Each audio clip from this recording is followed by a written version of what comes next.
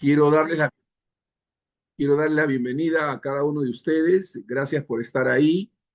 Estamos procurando profundizar y tratar de captar las verdades que Dios nos ha revelado a través de las Escrituras, sobre todo a nosotros como creyentes, porque lo que estamos compartiendo, lo que estamos enseñando, aunque nos habla mucho acerca de la condición anterior en la que nos encontrábamos, sin embargo, hay un énfasis muy particular en lo que somos hoy, en lo que hemos obtenido hoy, en lo que Dios en Cristo Jesús ha logrado para nosotros. Esto es, esto es fundamental porque si no lo entendemos, entonces no vamos a poder nosotros disfrutar, vivir la clase de vida que Dios quiere que vivamos. Dios tiene un propósito glorioso para cada uno de nosotros y son cosas que debemos nosotros poder entender, poder captar. Por eso estamos dedicándonos a este estudio. Hemos tocado varias cosas, varios aspectos ya. La justificación es un tema en el que deberíamos nosotros profundizar, deberíamos conocer más. Les he dado una base para que podamos nosotros entender que a los ojos de Dios, el que está en Cristo Jesús ha sido declarado inocente, Dios lo ve como si nunca hubiese pecado, su destino eterno está definido, es un redimido del Señor, es un salvo, es un creyente que está en una condición privilegiada por gracia. Eso es fundamental, poder siempre tenerlo presente por gracia. Ahora, lo que vamos a ahora ver es la connotación que tiene el hecho de que nosotros hayamos pasado de muerte a vida. Repito algo que he dicho con anterioridad. A veces nosotros somos mucho más conscientes, nuestra conciencia es mucho más activa con relación a las cosas temporales, con las cosas que vivimos, con lo que los ojos nos presentan, que con las realidades espirituales, con las realidades eternas. Es nuestra responsabilidad profundizar en esas realidades y ser conscientes de lo que esto significa. Porque, vamos, podemos leer y de manera superficial recibir, recepcionar un conocimiento y decir, bueno, sí, está bien, sí, yo he pasado de muerte a vida, sí, yo soy hijo de Dios, pero no hay un entendimiento claro, preciso, profundo, de aprehensión, ¿no? De apropiación de esas verdades, de conciencia de esas verdades, y entonces no disfrutamos a plenitud la vida a la que hemos sido llamados a vivir, porque Dios nos ha dado libertad en Cristo Jesús, hemos sido adoptados hijos suyos, hemos sido declarados inocentes, hay una regeneración que se ha efectuado en nosotros, y como digo, puede ser que debido a las circunstancias que vivimos, a los acontecimientos cotidianos, nosotros seamos más conscientes de lo temporal que de lo eterno. Y tenemos que aprender a poner los ojos en las cosas de arriba, no es la de la tierra, poner la mira. Lo que está diciendo es, prioriza, desarrolla una perspectiva más clara de lo que la eternidad significa y que lo temporal es pasajero, ¿no? No está diciendo de que no tomemos en cuenta nuestras realidades temporales, ¿no? No está diciendo que las descuidemos o las obviemos, ¿no? De ninguna manera, ¿no? Simplemente nos está diciendo que debemos priorizar, debemos aprender a caminar por fe y no por vista. Y ojo que estoy diciendo aprender, porque es algo que se aprende. En la medida que uno va conociendo más al Señor, va experimentando la vida de Dios, va experimentando su poder, su gracia, y viviendo y aplicando los principios de la palabra de Dios, en esa medida nosotros vamos creciendo, madurando y desarrollando conciencia, desarrollando conciencia. Entonces es algo progresivo, no es algo que una persona se convierte y ya es consciente de todas las realidades espirituales. No, no, no, no, porque si no, el apóstol Pablo no hubiese tenido necesidad de escribir las epístolas, Dios no hubiese tenido necesidad de levantar pastores, maestros, evangelistas, profetas, apóstoles. O sea, si hubiese sido una cosa directa entre Dios y nosotros, entonces no hubiese necesitado de la Biblia, están las escrituras, de los ministerios, las gracias y dones que Dios ha levantado a través de hombres y mujeres. Entonces no hubiésemos tenido necesidad de nada de eso, pero vean, tenemos maestros, tenemos pastores. O sea, Dios ha querido que a través de esos medios indirectos, sigamos creciendo, sigamos desarrollando, sigamos fructificando.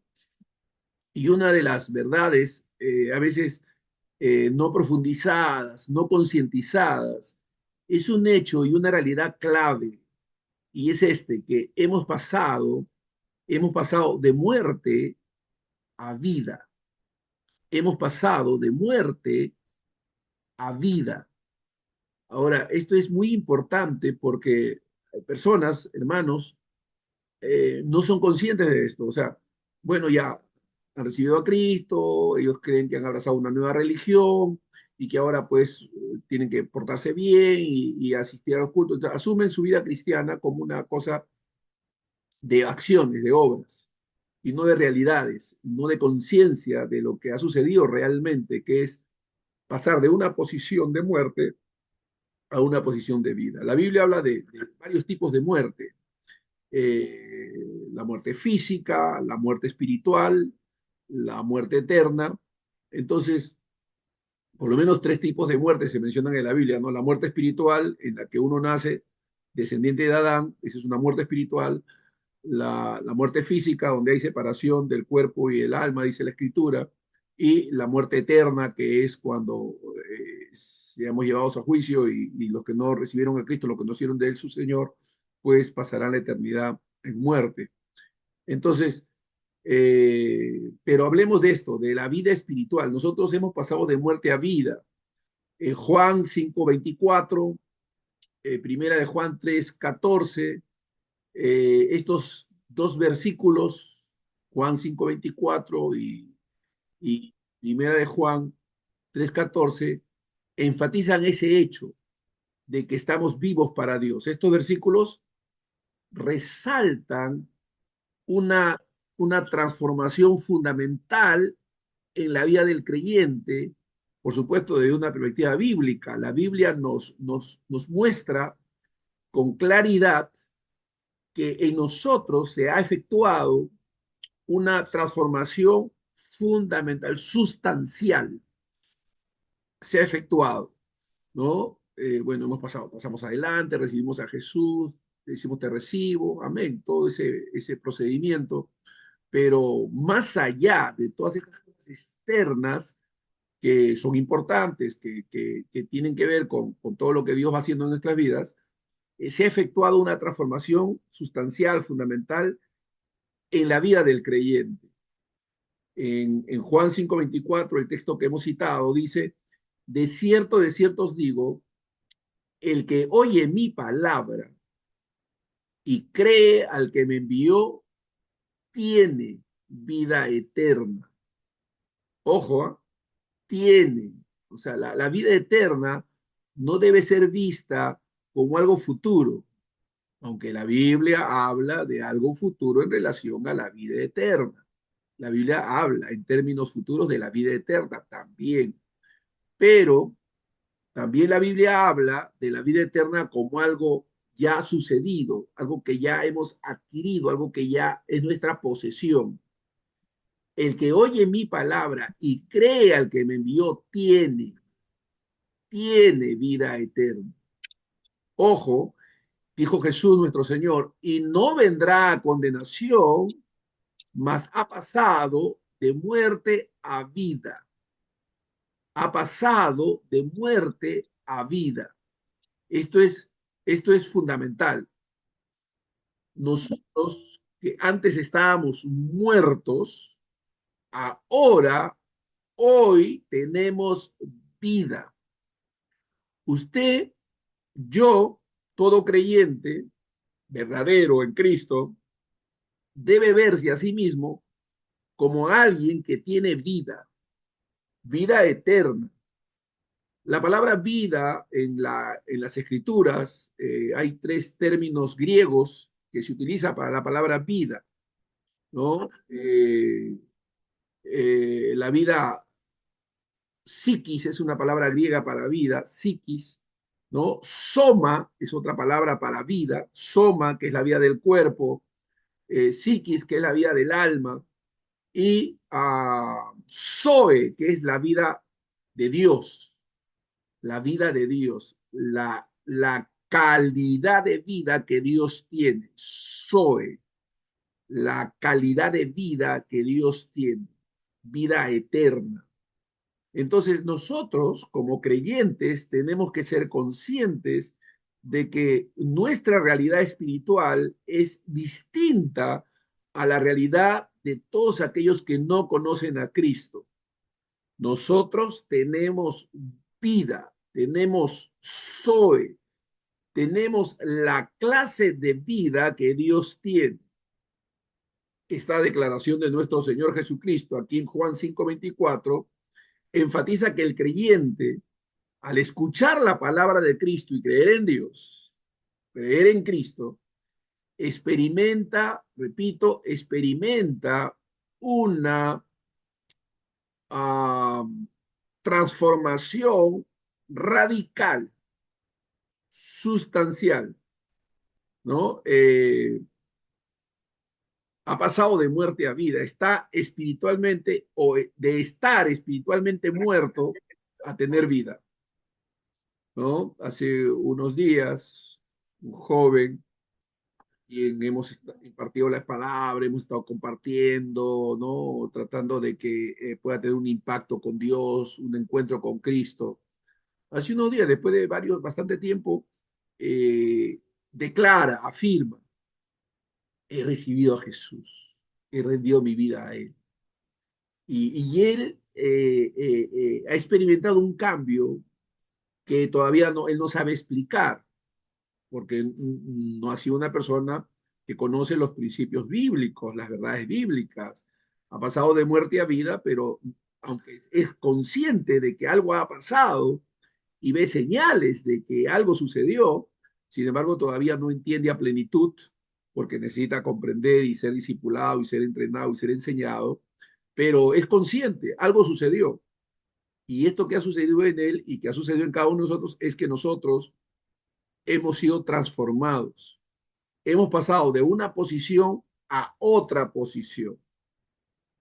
Se ha dado un cambio espiritual. Y este cambio, esta transición de muerte a vida, es un acto divino. No, nosotros no podíamos por nosotros mismos tener ese tipo de vida, no.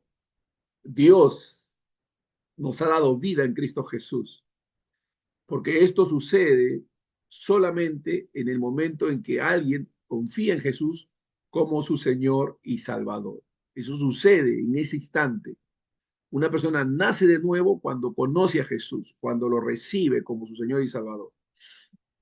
En Primera de Juan, capítulo 3, versículo 14, también aborda esta transformación.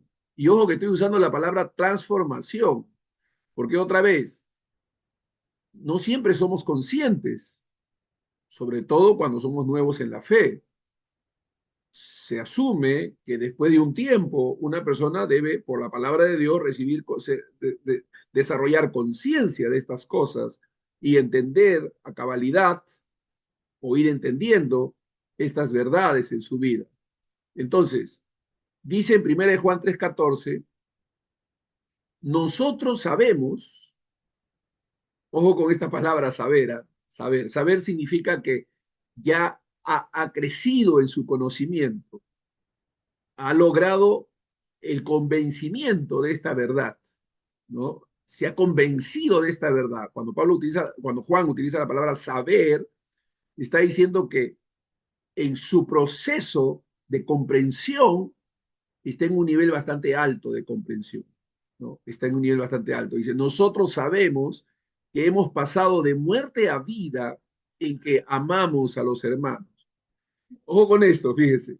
O sea, Juan está diciendo que una señal de haber nacido de nuevo es el amor que nace en nuestro corazón por el prójimo, sobre todo por nuestros hermanos en la fe. Nosotros sabemos que hemos pasado de muerte a vida en que amamos a los hermanos.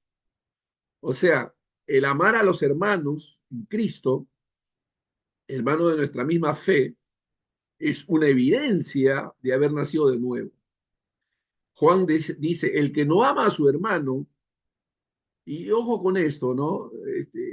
Juan no está usando el término el que no siente amor, porque una de las trabas que suelen tener los creyentes es que están pensando en términos de sentimiento. Y Juan no está hablando de que tú debes sentir amor por tu hermano. No, tú, si has creído en Cristo, tienes el amor de Dios derramado en tu corazón, puedes amar y entonces tienes amor por tu hermano. ¿No? Tienes un deseo, no un sentimiento, un deseo, una, una inclinación hacia amar, tener afecto hacia aquellos que conocen a Jesús como tú. Él dice, el que no ama a su hermano permanece en muerte. O sea, aquí Juan está tratando de mostrarnos que hay evidencias de esa transformación espiritual que se ha dado en nosotros. Una de esas evidencias de que nosotros hemos realmente pasado de muerte a vida es que amamos, es que mostramos amor para aquellos que son de la familia de Dios. Aquí Juan está resaltando que el amor por los hermanos es una evidencia de esta transición espiritual. La capacidad de amar genuinamente a otros creyentes es un signo de que alguien ha experimentado esta transformación de muerte a vida.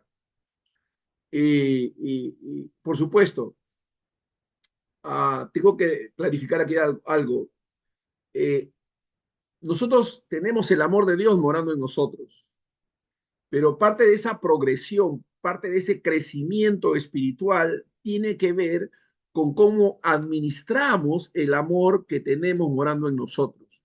Y aquí es donde mucha gente tropieza, no sabe administrar el amor que tiene, no sabe cómo expresarlo, no sabe cómo manifestarlo, no ha desarrollado ternura espiritual, comprensión espiritual, tolerancia espiritual, que son expresiones de ese amor. Y entonces se queda con el celo de Dios, pero no conforme a ciencia. Se queda con el celo de Dios, pero no conforme a ciencia. Y entonces siempre anda reprochando o enfatizando los errores, pueden ser doctrinales o de conducta de otros, en lugar de administrar gracia, misericordia, perdón, porque no sabe cómo administrar el amor de Dios que tiene, ¿no?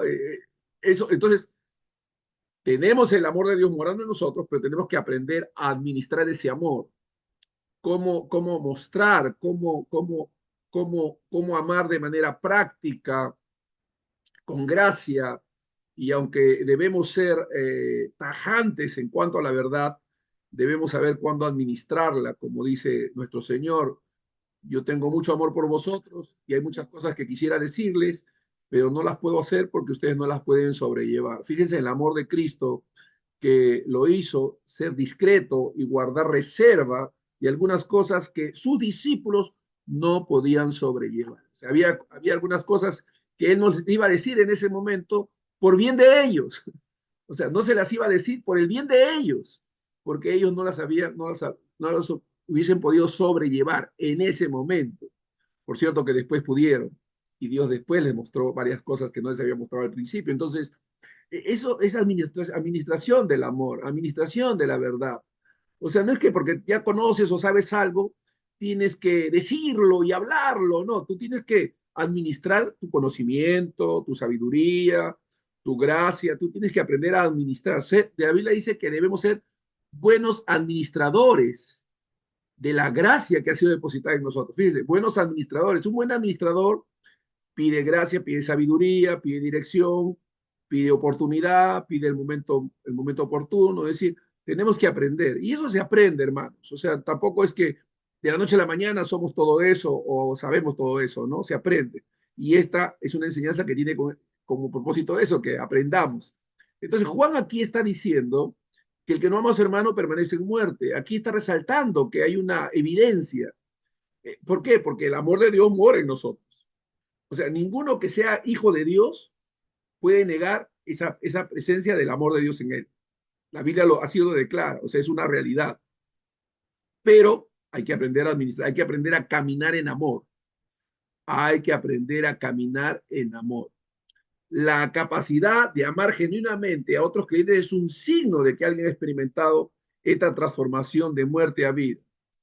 Fíjense, desde la perspectiva bíblica, pasar de muerte a vida representa la obra soberana de Dios en la vida de aquellos que han sido salvados por la gracia a través de Jesucristo.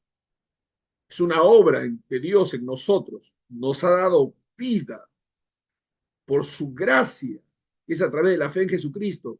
Hemos recibido vida. Ahora, ojo con esto. Este cambio del que estamos hablando no es simplemente una mejora moral.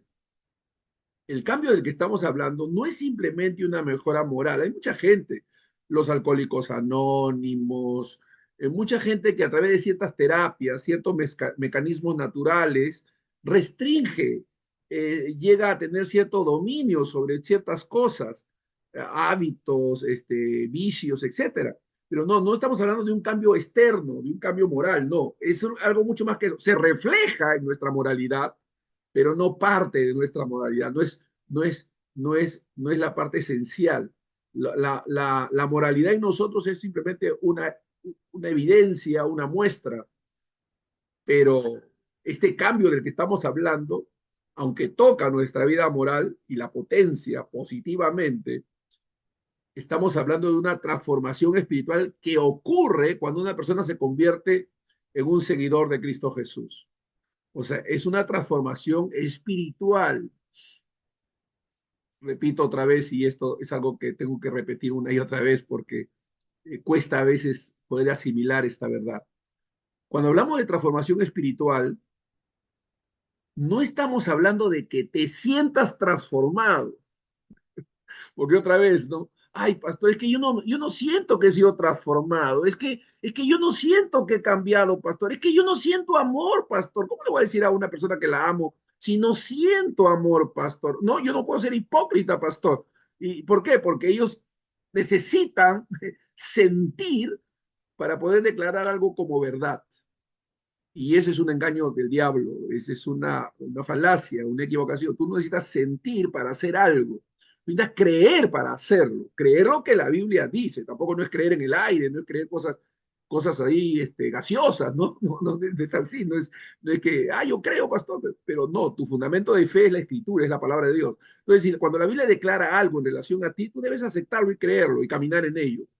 Por eso la Biblia dice que tenemos el amor de Dios morando en nosotros y se nos exhorta a caminar en amor, que es muy diferente a exhortarnos a tener. La Biblia no exhorta al creyente a tener amor, exhorta a caminar en el amor que ya tiene, a excepción de que no haya nacido de nuevo y entonces tiene que nacer de nuevo para tenerlo, ¿no? Entonces, así es una transformación. Tú tienes que saberte, ojo con lo que estoy diciendo, tienes que saberte, no tienes que sentirte, tienes que saberte transformado. Ahora, personas se equivocan cuando a veces uno hace este tipo de declaración, dice, ya, o sea que el sentimiento no sirve, el sentimiento no vale. No, no, no, no estamos diciendo eso. El sentimiento tiene un lugar en nuestra santificación, pero tiene un lugar secundario. No es que no exista, no es que Dios erradique nuestros sentimientos, no es así. Seguimos teniendo emociones, pero son regulados por el Espíritu de Dios. Dios regula nuestros sentimientos, regula nuestras emociones, santifica estos aspectos de nuestra vida. Sin embargo, no es algo de lo cual nosotros tengamos que depender. O sea, eso es muy importante, no depender. Porque hay mucha gente que es que no sentí ir a la iglesia, pastor, es que no sentí orar y siempre están dependiendo mucho del sentimiento. No, los sentimientos no son predominantes. Existen, están ahí, pero no son predominantes. Lo que es predominante es la vida espiritual, la vida del espíritu y el creer lo que la Biblia dice y caminar en aquello que la Biblia dice. Entonces, nosotros hemos pasado de una condición espiritual de separación de Dios, de esclavitud al pecado a tener una nueva realidad de comunión con Dios y libertad en Cristo. Una nueva realidad, ojo con el término, nueva realidad. Entonces tú tienes que desarrollar conciencia de estas nuevas realidades en las que ahora te encuentras. Desarrollar conciencia, porque ojo, cuando no tienes conciencia de estas verdades, de estas realidades, el mundo, lo temporal te jala, te absorbe, te subyuga, te domina. Entonces, tenemos una nueva realidad de comunión con Dios y libertad en Cristo. Estas verdades tienen que ser rumiadas, meditadas, concientizadas, porque ¿qué puede pasar? Una persona que pierde de vista estas verdades puede sucumbir al pecado, puede caer en falta, porque no está consciente, no las tiene presente. Se deja llevar por lo sensorial antes que por el poder espiritual que mora en él. ¿Por qué? Porque tenemos ahora comunión con Dios y una libertad en Cristo. Debemos ser conscientes de esa libertad. Esta transformación a la que nos estamos refiriendo es una obra soberana, es obra del Espíritu Santo en la vida del creyente. Trae consigo una nueva naturaleza, trae consigo una nueva naturaleza espiritual. Ahora tenemos una nueva naturaleza. Esto nos permite tener una relación restaurada con Dios y la capacidad de amar genuinamente a otros. Repito, es un cambio radical que refleja la obra regeneradora y redentora de Dios en aquellos que han sido salvados por su gracia. Fíjense las palabras: transformación, nueva naturaleza, cambio radical, obra regeneradora y redentora de Dios. ¿En quiénes? En aquellos que han sido salvados por su gracia. Si usted ha sido salvado por su gracia, definitivamente usted tiene una nueva naturaleza. Alabado sea Dios. Es una nueva creación, es una nueva criatura. Mora en usted un poder y una habilidad que sobrepasa su propia naturaleza caída. Usted ahora es participante de la naturaleza divina y puede, por eso, decirle no al pecado. Sí, puede ser tentado, pero puede decirle no a la tentación, puede resistir la tentación, puede evitar pecar, no por sus propias fuerzas, no por su propia habilidad, no, no, no, es la gracia de Dios que lo potencia, le da la habilidad, la capacidad para vivir por encima de sus propias debilidades. Sí, somos débiles, sí, sí, somos débiles, somos flacos, somos vulnerables, pero la gracia de Dios nos sostiene, nos potencia, nos da habilidad.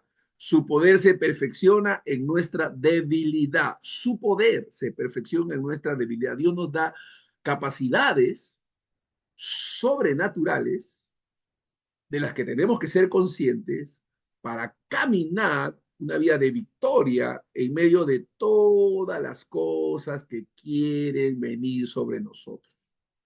Nuestra propia carne.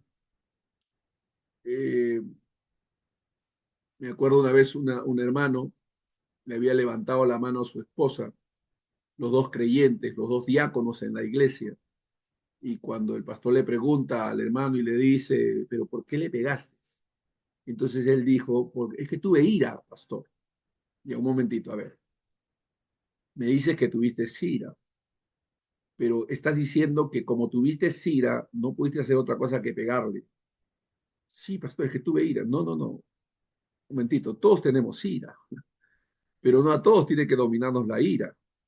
Podemos contener la ira, podemos restringir esa ira por el poder de Dios que mora en nosotros. Es decir, que el hecho de que tú seas tentado a hacer algo no significa que debas hacerlo. Puedes decirle no a esa tentación. La tentación no es pecado, sucumbir a ella sí, ¿no? Sentirte tentado, atraído, movido a ciertas cosas de la carne, no significa que debas cederte a ello. Martín Lutero decía, no podré evitar, de repente no puedo evitar que un pájaro se pose sobre mi cabeza, pero sí puedo evitar que haga nido sobre ella, ¿no? Entonces, pero sí puedo evitar que haga nido sobre ella. Entonces está diciendo que un pensamiento malo, una tentación se le puede venir a cualquiera, pero acariciar eso, cederse a eso, mantenerse en eso, ya es responsabilidad nuestra, pues nosotros podemos evitar eso, pensando en todo lo bueno, lo puro, lo amable, lo de buen nombre, o sea, hay cosas, Dios nos ha dado recursos para resistir la tentación. Dios nos ha dado recursos para poder resistir la tentación. Generalmente cedemos a la tentación y fallamos porque no hacemos uso de esos recursos. No los conocemos, los hemos obviado, hemos desatendido esas cosas y sucumbimos, ¿no? Pero Dios nos da el poder. O sea, no tenemos excusa, podemos decirle no al pecado. Romanos 6 nos habla sobre eso. Porque hemos recibido la gracia.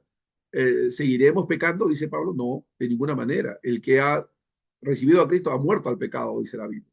Entonces tenemos un poder del que tenemos que ser conscientes. Ha habido un cambio radical. Ahora, ¿qué significa haber pasado de muerte a vida en Cristo? Voy a darle algunas implicaciones, ¿ya? A ver si podemos cubrir varias de estas. Algunas implicaciones. Nosotros hemos recibido, en primer lugar, una nueva naturaleza. O sea, pasar de muerte a vida significa que hemos recibido una nueva naturaleza. Hemos nacido de nuevo. Hemos nacido de nuevo.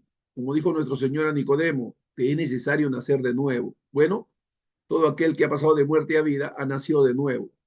Nos hemos convertido en hijos de Dios. Hemos sido adoptados como hijos de Dios y ahora participamos de su naturaleza divina. Tenemos una nueva identidad. Tenemos una nueva identidad transformada. Hemos pasado a ser esclavos del pecado a siervos de Jesucristo, Romanos 6:6. Hemos pasado, hemos pasado, gloria a Dios, por la gracia de Dios, hemos pasado de ser esclavos del pecado a ser esclavos de Jesucristo.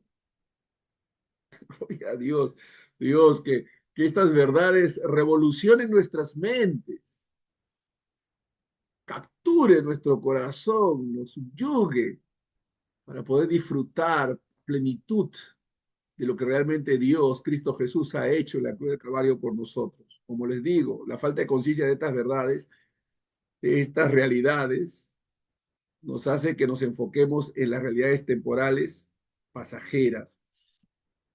Nuestra relación con Dios ha cambiado. Nuestra relación con Dios ha cambiado. Hemos pasado a ser hijos. Hemos sido reconciliados. Estamos reconciliados con Dios a través de Cristo Jesús. Según de Corintios 5:18, siendo reconciliados por medio de Cristo. Bendito sea Dios. ¿Qué significa reconciliación? Significa que hay paz, que hay amistad, que hay compañerismo, hay familiaridad, hay atención mutua. Aleluya. Dice la Biblia que sobre nosotros ha puesto sus ojos. No, Dios no está mirándonos para vigilarnos, para ver si pecamos y venir contra nosotros con plagas. No, Él nos está contemplando con ojos de amor, con ojos de gracia. Somos las niñas de sus ojos, somos Hexibá, el deseo de su corazón. En Cristo Jesús hemos complacido el corazón de Dios. En fin, hemos sido reconciliados con Dios. Efesios 2:18 dice que tenemos acceso a Dios por medio de la oración y el Espíritu. Tenemos acceso, tenemos intimidad con Dios. Intimidad con Dios. Amén. Tenemos intimidad con Dios. Nuestra relación con Dios ha cambiado. Pasar de muerte a vida significa que hemos sido perdonados y justificados. Sí, perdonados. Ha habido culpa, ha habido falla, ha habido error en nosotros, hemos sido pecadores, pero Él nos ha perdonado. Y Él ha hecho una obra más allá del perdón. Nos ha perdonado, pero ha hecho una obra adicional al perdón, que es justificarnos, que es que ya no tengamos antecedentes. No hay antecedentes. Es como borrón y cuenta nueva, es una nueva creación. Gloria a Dios, nuestros pecados han sido perdonados. De cualquier cosa que Dios te haya sacado, del cual hayas venido a Cristo, hermano, hermana, todo ha sido olvidado, ha sido borrado. Eres una nueva creación, no hay por qué remitirse a esas vivencias y experiencias pasadas. Eres una nueva creación en Cristo Jesús y disfrutas de vida abundante. Juan 10:10 dice que Jesús vino para que tengamos vida en abundancia. Él es abundancia de vida. Otra cosa, a ver. Yo he venido para que tengan vida y vida en abundancia, dijo nuestro Señor. El que tiene a Jesús tiene esa vida abundante. Otra vez, personas dicen, creyentes, ¿no? Ay, pastor, pero no, no, ¿cómo voy a decir que tengo vida abundante? Mire mi realidad. ¿De qué realidad están hablando? ¿De la temporal, sí o no? De la pasajera, sí o no? Pero mire mi realidad. No, no, no, yo no tengo que mirar tu realidad temporal y pasajera, no. Yo puedo mirar tu realidad a través de las escrituras y decirte tienes vida abundante. Hay abundancia en ti. Tú tienes a Cristo. Él es la vida abundante. No significa de tener bienes y cosas. Amén. Gloria a Dios. Todas las cosas. Dice la Biblia que Él añadirá todas las cosas, pero no. La vida abundante empieza por tener a Jesús, por tener a Cristo morando en nuestros corazones. Y esa debe ser tu dicha, tu felicidad. Tú tienes vida abundante. Puede que no tengas ningún sol en el bolsillo. Eso es temporal. La provisión vendrá porque estás buscando el reino de Dios y su justicia, las demás cosas van a ser añadidas, no te enfoques en ello. Tenemos que ser responsables, no significa que mágicamente van a aparecer, hay que trabajar, hay que ser esforzados, hay que tener metas, hay que tener objetivos, está bien, todo eso pero poniendo la mira en las cosas de arriba, buscando primeramente el reino de Dios y su justicia, entendiendo que todas las demás cosas serán añadidas. Amén, tenemos vida abundante, disfrutamos, gozamos de los frutos del Espíritu Santo. ¿Por qué? Porque el Espíritu Santo produce en nosotros un fruto de amor, gozo, paz, paciencia, benignidad, bondad, fidelidad, mansedumbre y templanza. Están en ti. En Gálatas 5:22 al 23. Tú has nacido de nuevo, tú eres una nueva creación, una nueva criatura. Estos frutos están en ti. Hay que desarrollarlos, hay que crecer en ellos, hay que ir madurando y desarrollando, fructificando. Hay que aprender a moverse en estas gracias divinas. Todo eso es aprendible. Todo aprendemos, amén, está bien. ¿Por qué? Porque nuestra santificación es progresiva. La vida cristiana significa vida abundante, fruto del Espíritu, santificación progresiva. Santificación progresiva quiere decir, hermano, hermana, de que sí, hay un proceso en ti. Estamos creciendo en la medida que más nos rendimos al Señor, que mayor compromiso adquirimos con la fe. En esa medida, nosotros somos, gloria a Dios, santificados en el Señor. La santificación progresiva se opera en nosotros. Este es un proceso continuo, siendo conformados a la imagen de nuestro Señor Jesucristo, como dice en Romanos capítulo 8, versículo 29. Somos transformados, conformados a su imagen. Por cierto, la esperanza futura nos motiva, esperanza de vida eterna, tenemos promesa de la vida eterna. Amén. Tenemos confianza en la resurrección, que al igual que Cristo resucitó, nosotros también resucitaremos. 1 Corintios capítulo 15, versículo 20 al 22. Esperamos una gloria celestial, tenemos una herencia reservada en los cielos. 1 Pedro 1:4. Tenemos una herencia reservada en los cielos. Sí, debemos tener expectativa. Habrá algo mucho más glorioso, por supuesto. Nosotros estamos gustando de las arras del Espíritu, pero hay mucho más. Mientras estamos aquí, ¿qué tenemos que hacer? Bueno, cumplir la misión. Somos llamados a ser testigos de Cristo en el mundo. Ese es nuestro privilegio. Ese es nuestro privilegio, ser testigos del amor de Dios, predicar. Hechos 1:8, me seréis testigos, toda Judea, Samaria y hasta lo último de la tierra, Jerusalén y hasta lo último de la tierra. Entonces somos llamados a ser testigos. Nuestra Nuestro llamado además es a tener una vida de comunidad. Formamos parte del cuerpo de Cristo, la iglesia. Somos miembros los unos de los otros. Nos ayudamos mutuamente. Las coyunturas espirituales se ayudan mutuamente. Somos ayuda mutua. Sobrellevamos las cargas los unos de los otros. Sobrellevamos las cargas los unos de los otros. Alabado sea Dios. Entonces, tenemos una vivencia, un modo de vivir. Y por supuesto, amamos al prójimo.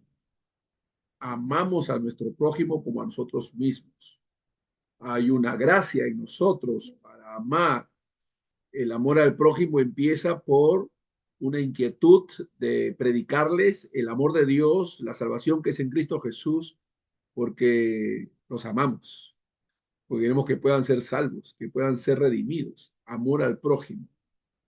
Haber pasado de muerte a vida en Cristo, hermanos, es una transformación radical, afecta todos los aspectos de nuestra vida, afecta todos los aspectos de nuestra vida, nuestro matrimonio, nuestra paternidad, nuestra hermandad, como ciudadanos, en todo sentido, somos afectados por esta transformación, conciencia de ello. O sea, entender que hemos sido transformados para la gloria de Dios. Entendiendo, hermanos, que todo esto lo disfrutamos por gracia. Es un regalo inmerecido. En la gracia de Dios. Y entender que es gracia de Dios nos llena de esperanza, propósito y alegría. Nos llena de esperanza, propósito y alegría. Hemos recibido el Zoe de Dios, la vida de Dios. Debemos caminar en esa vida. Debemos vivir conscientes de esa vida. Quizás valga la pena darte un ejemplo práctico de lo que estamos diciendo. Vamos. Digamos que de manera cotidiana, ahí están tus hijos, ahí está tu esposo, ahí está la vida del hogar, y pues los hijos a veces no se portan adecuadamente o alguno de ellos se enferma. En fin, las vicisitudes de la vida no tienen los recursos necesarios para pagar la escuela, la universidad, el esposo o la esposa no caminan acorde a los principios espirituales. Es una realidad, ¿no? Eres hijo de Dios, pero estás rodeado de este tipo de vivencia y de experiencia. Muy bien. Es una realidad. Entonces esa realidad puede sobrecogerte y puede llevarte a desanimarte, a perder la esperanza, a sentirte pues que no eres amada por Dios, amado, que Dios no se ocupe en ti. O sea, todo eso puede de alguna manera sobrecogerte. Muy bien, esa es una realidad. Sin embargo, ahí está la escritura y te dice, eres un hijo amado, todas las cosas sobran para bien, yo tengo el control de todas las cosas, yo voy a suplir tus necesidades, yo voy a guardar a tus hijos, yo voy a transformar este ambiente, voy a cumplir mis propósitos en ti y en tu familia. Entonces tienes dos verdades, dos realidades. Ya depende de ti, de la fe, de que tú simplemente te pares en lo que Dios dice. Claro, lo que Dios ha dicho no transforma inmediatamente tu situación alrededor, pero vamos, te da esperanza, cambia tu actitud, puedes enfrentar esas situaciones con una actitud distinta, con fe, y puedes moverte amando, perdonando, bendiciendo, dando palabras de vida, de esperanza. Entonces, lo que nos está diciendo, este ejemplo nos está mostrando que a veces nosotros lo que tenemos que hacer es tomar una decisión. Por supuesto, no me voy a inclinar a las verdades eternas si no las conozco, si no soy consciente de ellas, si no las medito continuamente, si no profundizo en ellas. Entonces, si no estoy tomando tiempo para crecer en el conocimiento de la verdad, la realidad natural me va a absorber. Pero puedo vivir por encima de ella. Bendito sea Dios. Nuestro Señor Jesucristo era consciente de quién él era. El apóstol Pablo, en medio de tristezas, desengaños, traiciones, él podía mantenerse firme y decir, aunque entristecidos, más siempre gozosos, como derrotados, pero no destruidos. ¿Qué estaba haciendo Pablo? Estaba haciendo una contraposición entre su realidad natural y su realidad espiritual, poniendo por encima la realidad espiritual a las realidades naturales. Y vamos, que sus realidades naturales eran difíciles, ¿ah? Estaba en la cárcel y sin embargo decía, estén siempre gozosos. O sea, lo que nos está mostrando esta escritura o lo que la práctica de fe del apóstol Pablo es que la realidad natural no lo gobernaba. Las circunstancias de la vida no lo absorbían. Podía pararse firme, a animar a otros desde la cárcel.